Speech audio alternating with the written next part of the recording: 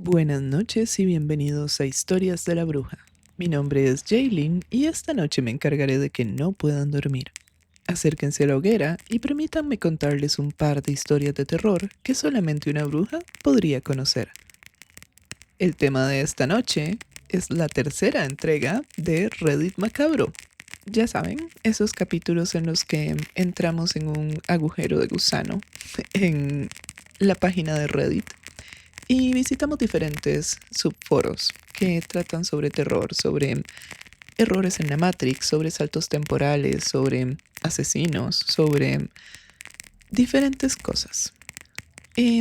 Tengo que admitir que esto es parte de las primeras historias que quería hacer en el podcast. Este incluye una de las historias más detalladas, con más artículos que comprueban su veracidad y que además me parece más preocupante y terrorífica.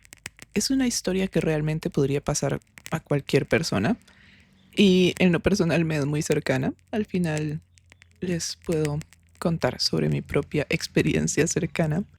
En general, el episodio va a estar compuesto como lo suelo componer, es decir, vamos a empezar con una historia y la segunda va a ser un poco más preocupante, más de leer las especificaciones sobre sensibilidades o sobre temas sensibles.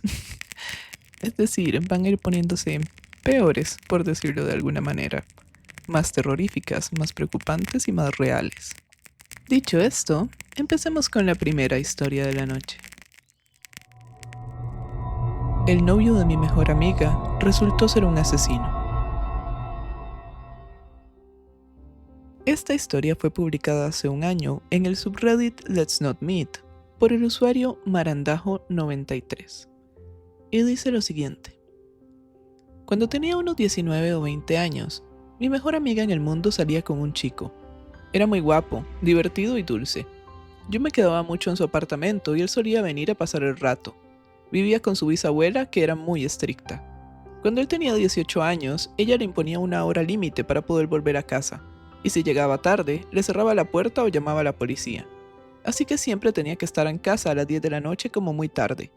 En fin, una noche estaba en su casa y estábamos bebiendo y jugando a las cartas y así. Él llegó corriendo por la puerta como a las 9 de la noche diciendo que se había peleado.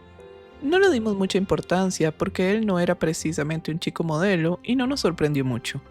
Pero cuando se acercaba la medianoche todos pensamos, «Hey, ¿tu abuela te deja salir hasta tan tarde?»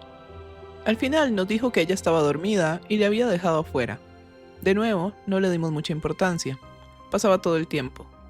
Al día siguiente acabé yéndome a mi casa. Mi amiga me llamó esa noche, llorando como una loca, diciéndome que mirara en el rastreador de presos. Entré y miré.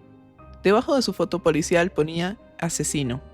Me quedé literalmente en shock pensando, ¿qué demonios pasa aquí?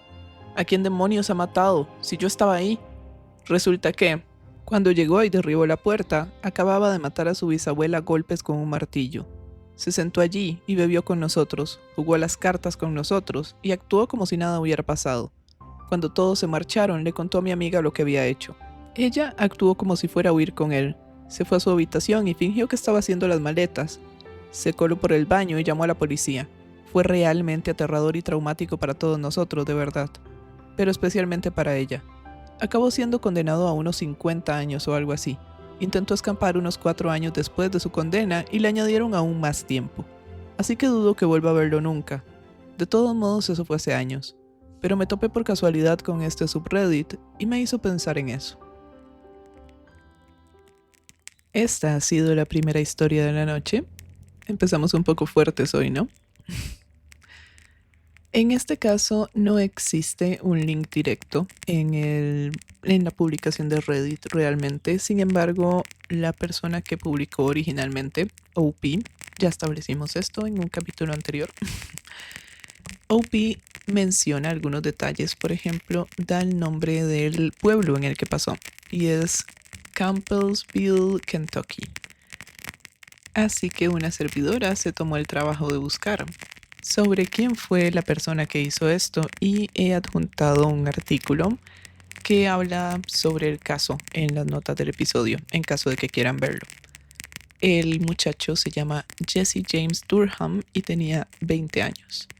Me parece interesante que está súper cerca de poder salir bajo fianza.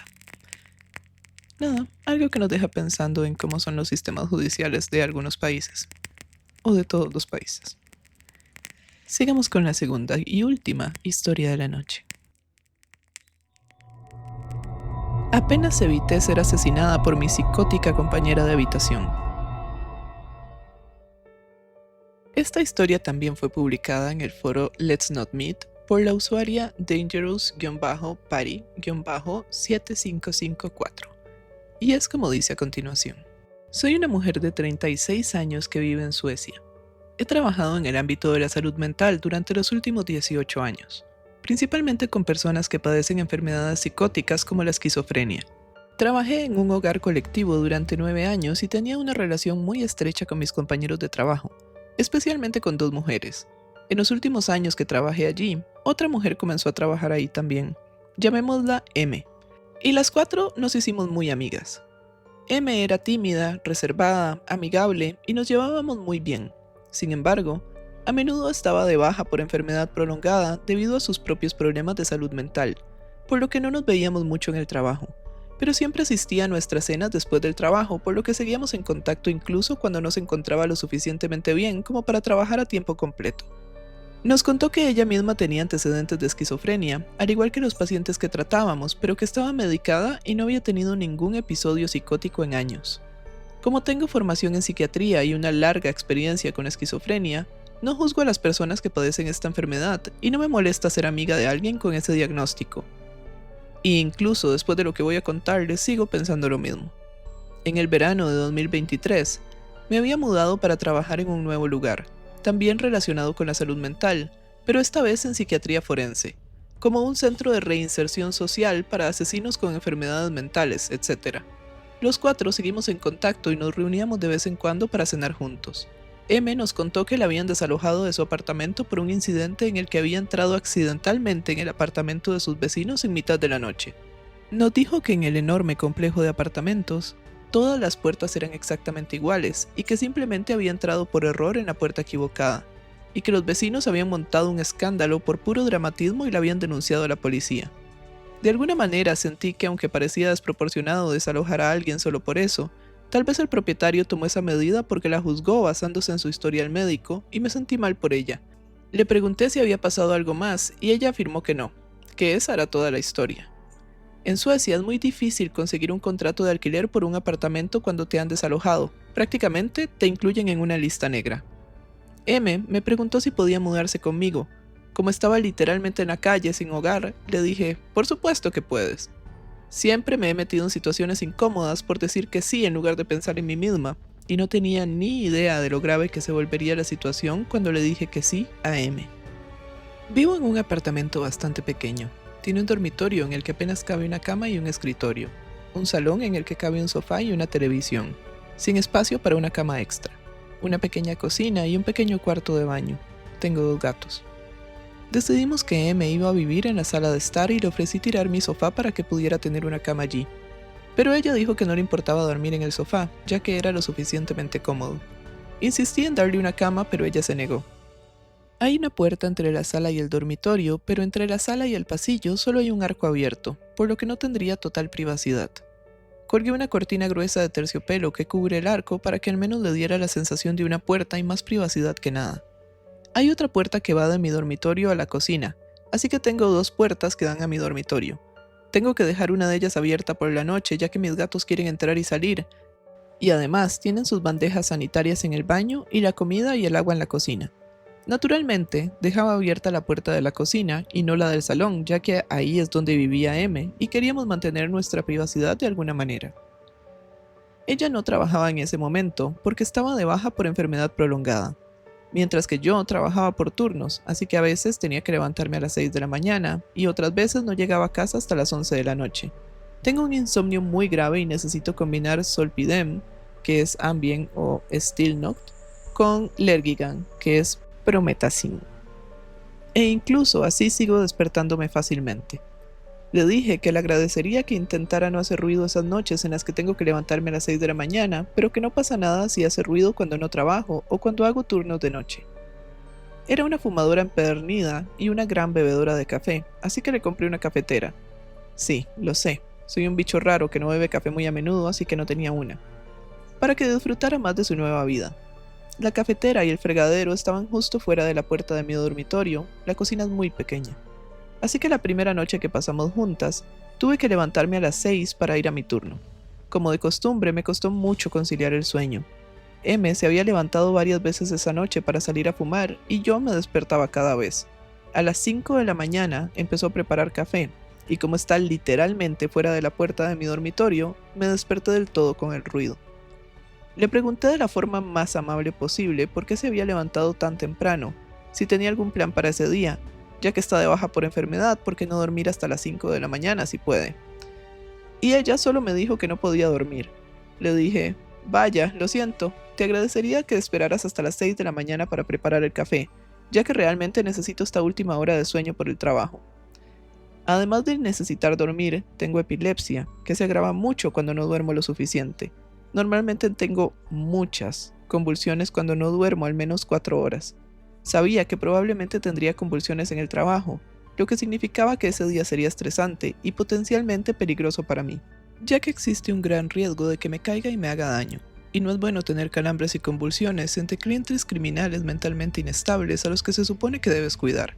Sé que no es una situación ideal trabajar en ese campo con mi condición y puedo informarles a todos que renuncié después de solo 6 meses. Ella me dijo que realmente quería café con sus cigarrillos, pero que trataría de esperar la próxima vez que tuviera que trabajar. Lo acepté y seguí con mi día, pero las cosas no mejoraron. Seguía despertándome temprano por la mañana y durante la noche, y seguía prometiendo que dejaría de hacerlo, pero insistía en que realmente quería café con sus cigarrillos.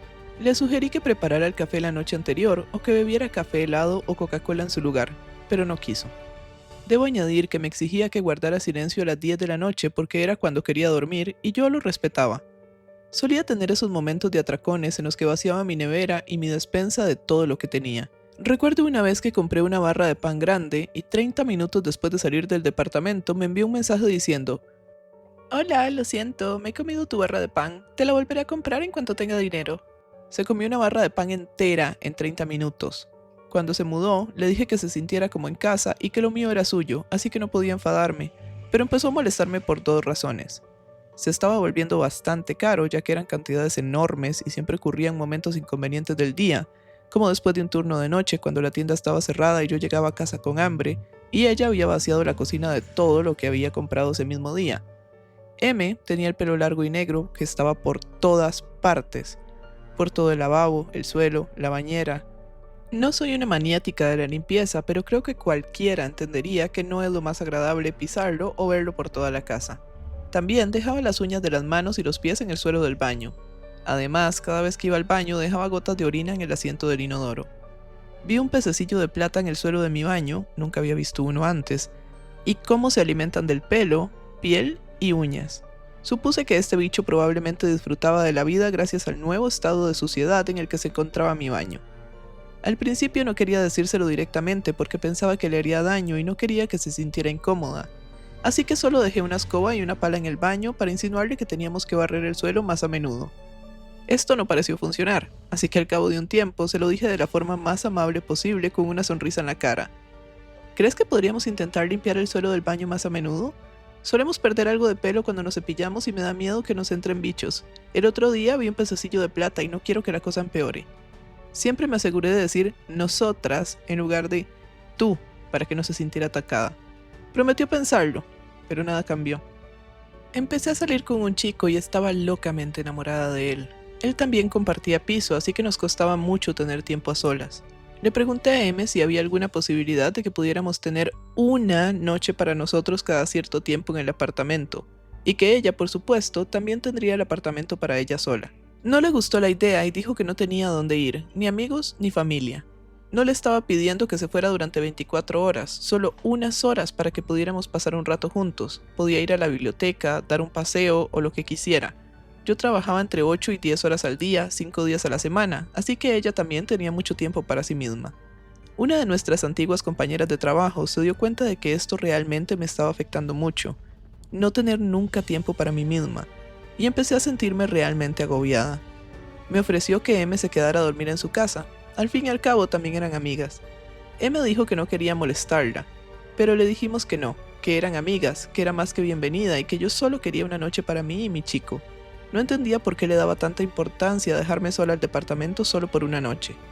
Al final, aceptó y pasó la noche allí y yo me fui a la semana siguiente para que ella también pudiera tener más tiempo para estar sola. Cuando volví a casa la mañana siguiente, vi que el cuenco de agua de mis gatos estaba completamente seco. No había nada derramado en el suelo y parecía que lo hubieran limpiado con una toalla de papel. Lo había llenado hasta el borde la noche anterior. Le pregunté cómo era posible y me dijo que los gatos debían de haberlo volcado, pero no había nada en el suelo, como ya he dicho. Mis gatos son muy sociales y suelen acurrucarse con los desconocidos al cabo de unos minutos. Noté que los gatos se alejaban cada vez más de ella con el paso del tiempo, y las últimas 2 semanas no salieron de mi dormitorio excepto para comer o usar la caja de arena. Parecía que le tenían miedo, lo cual no podía entender ya que ella era muy tímida. Tenía una vieja cacerola de los años 60 que significaba mucho para mí. Probablemente se pregunten cómo una cacerola puede significar tanto para alguien, pero era de mi abuela y es lo único que tengo que le pertenecía. Mi madre solía cocinar para mí con ella cuando era pequeña. Un día la quemó y no hizo ningún intento por limpiarla, simplemente la dejó en la cocina y salió a fumar. La encontré estropeada y lloré. Ni siquiera me pidió perdón. También rompió varios platos y no se molestó en reemplazarlos ni en disculparse. Esto aumentó mi frustración con ella, como es natural. Probablemente ya habían pasado 2 meses y ella seguía despertándome por la noche, comiéndose toda mi comida, sin limpiar nunca, sin salir de la casa, asustando a mis gatos y estropeando mis cosas. Me di cuenta de que me había robado mis pastillas para dormir recetadas. Muchas, además. Y solo puedo tomar una por noche, ni más ni menos. Y como ya saben, las necesito de verdad. Tenía 20 en la mesita de noche cuando me fui a trabajar y cuando volví a casa habían desaparecido. Ella lo negó, lo cual es bastante gracioso ya que no podía ver nadie más allí. Mi frustración era cada vez mayor. El calor del verano era intenso y me sentía encerrada en mi pequeña habitación con mis 2 gatos, sin tener tiempo para mí misma, sin poder pasar tiempo a solas con el chico con el que salía, excepto una vez cada 14 días. Mi apartamento estaba desordenado y ella me robaba, etc. De repente, un antiguo compañero de primaria me envió un mensaje por Facebook preguntándome cómo conocía a M. Había visto que había publicado en Facebook que ahora éramos compañeras de piso. Le dije que éramos antiguos compañeros de trabajo y que ella necesitaba un lugar donde quedarse porque la habían desahuciado. Él dijo, lo sé, ¿sabes por qué la desahuciaron? Sí, entró por error en el apartamento de sus vecinos. Él dijo, esa no es toda la historia. Entró por la fuerza y se acercó sigilosamente al bebé que dormía con un cuchillo en la mano. Pero por suerte el padre se despertó, la redujo y logró salvar al bebé. Me sentí mal del estómago. ¿Podía ser cierto? Sin duda, eso explicaría por qué la desalojaron, pero sonaba tan horrible y ella es una chica tan tímida y agradable que me surgieron muchas preguntas. Pero mi amigo tenía el informe policial completo y al parecer, el departamento al que M había entrado era el de su exnovio y su pareja. Parecía que M había tenido un episodio psicótico durante el allanamiento, pero esos detalles no se habían hecho públicos. Sin embargo, para mí estaba claro que me había mentido sobre lo que había pasado y sobre cuánto tiempo llevaba mentalmente estable. Empecé a ponerme bastante paranoica, ya estaba frustrada con todo y realmente quería que se mudara. Sin embargo, teníamos un contrato que estipulaba que debía avisar con 30 días de antelación. Sabía que si se lo pedía de forma brusca, eso significaría 30 días de caos hasta que se mudara, así que quería manejar la situación lo mejor posible. Empecé a buscar hostales baratos para ella para poder sugerírselos y que no se quedara en la calle. Me senté con ella y le dije que me encantaba vivir con ella y que me sentía muy mal por esto, pero que echaba de menos mi tiempo a solas y que el apartamento era demasiado pequeño para 2 personas. Le dije que no era nada personal, que no quería vivir con nadie en ese momento, que deseaba que hubiera funcionado, que lo sentía mucho y que esperaba que siguiéramos siendo amigas. Ella se quedó destrozada y dijo que eso era imposible. Le mostré el hostal que había encontrado y le dije que entendía que no era la situación ideal, pero que claramente necesitaba que se mudara porque me sentía asfixiada.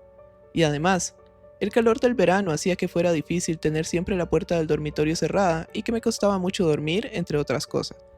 Ella dijo que estaba bien, que iba a intentar mudarse, pero no antes de que pasaran 30 días, y yo dije que por supuesto. La primera noche después de nuestra charla se levantó y se preparó un café a las 2:30 de la madrugada. Casi me da un ataque de nervios. Iba a levantarme a las 6 y no podía volver a dormirme. Por la mañana le pedí por 10ª vez que no preparara café hasta que me levantara, pero ni siquiera me respondió. Se sentó en el sofá y se quedó mirando por la ventana. Le dije, ¿M? Y ella siguió mirando. Estaba asustada, pero me fui a trabajar. Ella seguía comportándose de forma extraña, seguía ensuciándolo todo, seguía despertándome y seguía comiéndose mi comida. Y lo único en lo que podía pensar era en el incidente con ella, el bebé y el cuchillo. Al final, me enfadé tanto porque me había despertado con la cafetera que la desenchufé y la guardé en el ático, al que ella no tenía acceso. Puede que fuera una tontería, pero en ese momento estaba muy cansada. Me robaron las pastillas para dormir y empezaba a sentirme como Edward Norton al principio del Club de la Lucha. Bueno, la noche siguiente me desperté a las 4 de la madrugada porque ella estaba haciendo café en una cacerola. No en la cacerola de mi abuela, esa estaba destrozada. Intenté hablar con ella de nuevo, explicándole la situación, pero ella se limitó a mirarme fijamente y no respondió. Frustrada y al límite, cogí la cacerola y la guardé también en el ático. Sí, ya sé, pero me estaba volviendo loca y solo quería que dejara de hacer esas rutinas nocturnas con el café y captara la indirecta. La tercera noche, invité al chico con el que salía a dormir a nuestra casa porque me estaba volviendo muy paranoica por su extraño comportamiento. No me hablaba, solo se quedaba mirando al vacío. Me desperté de mi ligero sueño porque él me dio un codazo. Me susurró, «Mira». En la puerta, M estaba de pie en silencio mirándonos. Era como una escena de una película de terror con su largo cabello negro cubriéndole la cara. No es broma. Al principio no dije nada porque quería saber si solo se había quedado allí un segundo haciendo algo junto a la puerta, pero al cabo de un rato me di cuenta de que en realidad se había quedado quieta mirándonos fijamente. Me recordó al final de Actividad Paranormal, cuando Katie se queda mirando fijamente a Micah en la escena final. Así que me senté y le dije, «¿Qué estás haciendo?». Pero antes de que pudiera terminar la frase, ella cerró la puerta de un portazo y oí el sonido de algo metálico cayendo al suelo y sus pasos corriendo hacia el salón. Grité, «¡Tienes que irte!». Y empecé a llorar histéricamente porque aquello se estaba convirtiendo en una maldita pesadilla. Por supuesto, no volví a dormirme y me alegré mucho de tener compañía esa noche. No dejaba de preguntarme, ¿había hecho esto antes? ¿Me había estado mirando fijamente mientras dormía? Al día siguiente, cuando me levanté de la cama, abrí la puerta que ella había cerrado de golpe y vi un cuchillo de cocina en el suelo. Así que eso era el sonido metálico que había oído antes de que ella saliera corriendo. Cogí todos mis cuchillos y los guardé bajo llave en el ático. Luego, le pedí a una amiga que viniera a mi casa y estuviera presente cuando le dijera que tenía que mudarse de inmediatamente, que no podía esperar 30 días. En este momento eran 27. Durante la conversación, intenté mantener la calma. Sé que tiene una enfermedad mental, sé que no tiene malas intenciones, aunque estaba tan frustrada que no podía odiarla. Sobre todo, estaba asustada y cansada. Sin embargo, ella ni siquiera me respondía cuando le hablaba. Solo se quedaba mirando por la ventana. Se marchó del departamento y me envió un mensaje diciendo que había sido una falta de respeto por mi parte llevar a un amigo a su casa. Llegó la noche y pensé que por fin sería una noche tranquila, sin cafetera ni cacerolas, pero a las 3 de la madrugada me desperté porque estaba quemando café molido en un sartén. En ese momento sentí pánico por ella. Tenía el rostro inexpresivo y los ojos negros. Sospeché que había entrado en psicosis. Apagué el fuego y ella se fue corriendo al salón en silencio. Sabía que al día siguiente tenía una cita con su psiquiatra y mientras estaba fuera empaqueté todas sus cosas. Luego, le envié un mensaje de texto diciéndole que tenía que recogerlas y devolverme las llaves, y que le daría dinero para un hostal durante los próximos 26 días. No respondió. El chico con el que salía vino a acompañarme por si acaso ella se peleaba por esto. No lo hizo, dejó las llaves sin mirarnos y se marchó.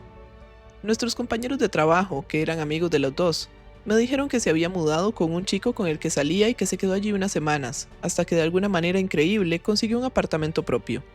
Ella volvió a trabajar y yo me alegré mucho al saberlo. Pensé que le iba bien, pero en enero de este año, una antigua compañera de trabajo me contó que M la había llamado y le había dicho que todo debía arder, que tenía un bebé, al que debía salvar y otras cosas delirantes. Ella había llamado al 112, que es el número de emergencia sueco equivalente al 911, para informar de ello, pero no se lo habían tomado en serio.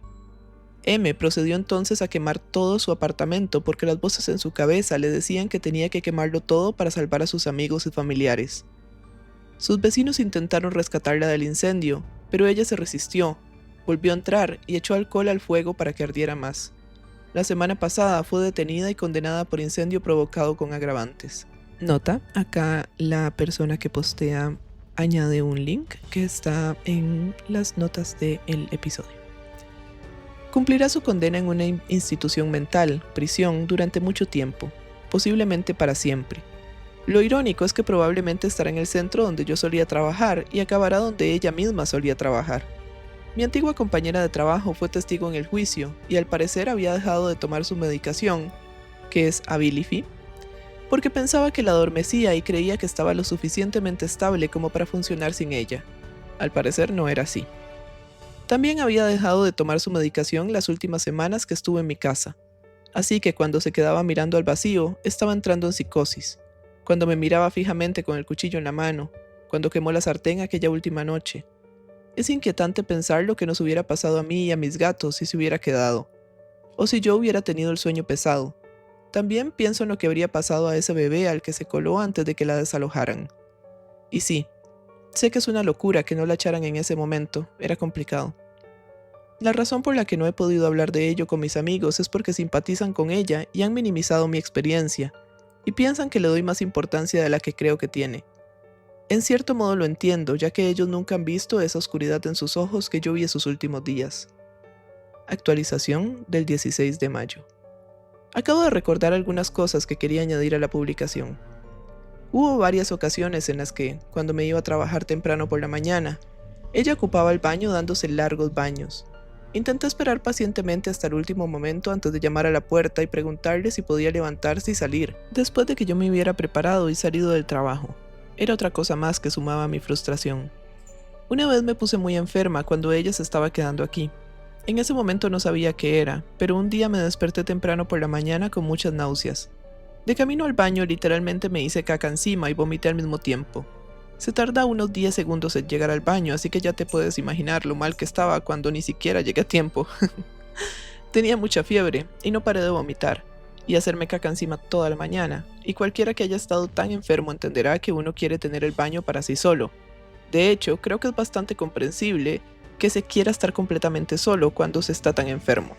Me daba vueltas la cabeza y tenía alucinaciones por la fiebre alta. Una cosa aleatoria que me hace gracia hoy es que era la semana de Eurovisión y por alguna razón, el solo de flauta de la canción de Moldavia se me quedó grabado en la cabeza mientras entraba y salía de los sueños febriles, y hoy me cuesta mucho escucharla. De todos modos, al trabajar en el sector sanitario, también tengo un instinto natural de no querer propagar infecciones, así que lo primero que pensé fue que además de querer estar sola, no quería arriesgarme a contagiarle a M lo que fuera que tuviera. Así que en cuanto me di cuenta de que estaba enferma, le rogué que se marchara por su propio bien. Apenas podía hablar porque me daba náuseas con facilidad. Nuestra amiga en común le había pedido que regara sus plantas esa semana, así que tenía las llaves de su casa y podía haber estado allí sola. M se negó a irse, y juro que si hubiera tenido la energía para salir por la ventana y caer al vacío lo habría hecho, pero no pude.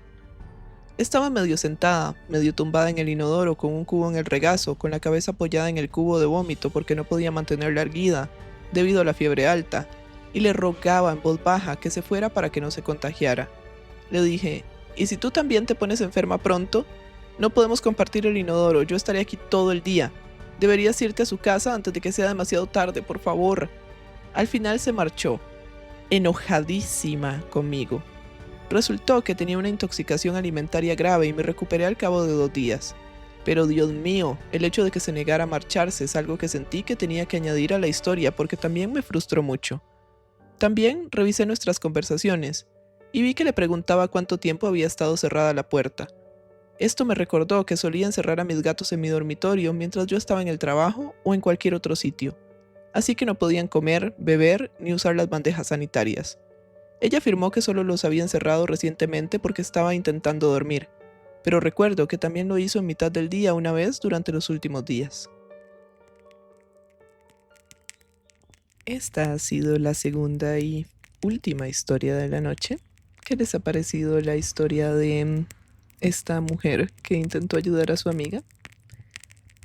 Tengo que admitir que tal vez el orden de esta noche no fue el más adecuado, tal vez es un poco más fuerte la primera historia, sin embargo esta segunda tiene muchísima más explicación, tiene más vueltas, tiene más momentos de tensión y momentos en los cuales no sabemos si se va a sobrevivir o no. O sea, probablemente sí, porque es un posteo de Reddit, pero cuando uno se va en la historia tan fuertemente, suelen pasar esas cosas. Por ejemplo, cuando la amiga está parada en la puerta, cual Sadako de El Aro, viéndola dormir, o como ella bien dice, como la mujer de actividad paranormal, me parece no solo atemorizante, es como increíblemente perturbante. En lo personal, como les mencioné al inicio, y no sé si ya he mencionado esta historia en algún capítulo anterior, probablemente en alguno de los primeros o algo así. Pero yo tenía una amiga que era un poco así. No estoy diciendo que fuera esquizofrénica. Estoy diciendo que tenía las llaves de mi casa y mi casa tenía como un... Mi cuarto era el cuarto y arriba había como un espacio en el cual estaba la cama y había que subir por escaleras, pero solo estaba la cama, un mezanine, algo así. Pero bueno, el punto es que cuando uno estaba ahí durmiendo arriba, como que alguien perfectamente podía entrar al apartamento y uno no se daba cuenta. Recuerdo que ella tenía llaves y de la nada me despertaba con heces de perro en la en el piso del apartamento cuando yo no tenía ningún perro y vivía en un tercer piso y estaba completamente cerrado. Otra cosa que me pareció súper extraña fue una vez que estaba en la casa de ella y me dijo, llorando de la nada, estábamos como hablando, haciendo almuerzo y de la nada se puso a llorar y a pelear conmigo, diciéndome de que por qué un vestido que yo tenía que era gris no le quedaba a ella igual. Y yo como que intenté contener su llanto y decirle que no, que ella se veía bien, etcétera, etcétera. Pero lo único en lo que podía pensar era que yo nunca le había prestado ese vestido y ella lo tenía en su closet. Lo había ido a sacar de mi casa cuando yo estaba trabajando. Entre otras varias miles de cosas un poco preocupantes, pero al final de esa relación recuerdo que yo hablaba con quien ahora es mi esposo y le decía de que iba a poner una silla contra la puerta para asegurarme de que no pudiera abrir porque también me daba miedo pedirle las llaves de vuelta. Era como que pedirle las llaves de vuelta era como tocar al oso, como, no sé, incitar al león a atacar y era lo que menos quería en ese momento. Pero sí, esa es mi experiencia cercana. Supongo que podría contarla con más detalle, pero nadie quiere tanto detalle de mi vida y tendría muchísimo más sentido. Pero en resumen es eso. Tuve una amiga que tuvo un ataque de lo que sea que tuviera. Sé que tenía algunas cosas diagnosticadas, pero de nuevo, demasiados detalles. Y lo tuvo cuando estaba muy cerca de mí y yo era una de sus personas más cercanas y con la que se desquitó, por así decirlo. ¿Ustedes han tenido en algún momento un encuentro cercano con una persona mentalmente inestable? Déjennoslo saber. ¿Han tenido algún acosador o acosadora? Después de algunos años es una historia graciosa para contar. Cuando está pasando la verdad es que uno está en pánico. En fin, esto ha sido todo por esta noche. Espero que hayan disfrutado del capítulo. En este momento me encuentro de vacaciones, así que este capítulo fue grabado con anterioridad. Es un tema que me parece sumamente interesante, todo esto de hundirnos en el agujero de gusano de Reddit. Pueden también enviar sus historias de Reddit favoritas y estas pueden ser consideradas para ser leídas en el podcast. Recuerden que también pueden enviar sus historias reales o ficticias a los emails historiasdelabruja@gmail.com o cuentosdelabrujapodcast@gmail.com, ambos funcionales. Todo la perorata de compartir y esas cosas, el episodio. En general espero que les haya gustado. Espero que las historias que escogí esta noche, que creo que ya había mencionado, pero estas dos historias son realmente parte del primer episodio de Reddit Macabro que había hecho. Lo que pasa es que era absurdamente grande si incluía estas dos historias. Así que lo dividí desde hace bastante tiempo. He querido leerlas y compartirlas con ustedes. Pero bueno, eso ha sido todo por esta noche. De nuevo, espero que disfrutaran tanto como yo de estas historias locas. Me despido y como siempre,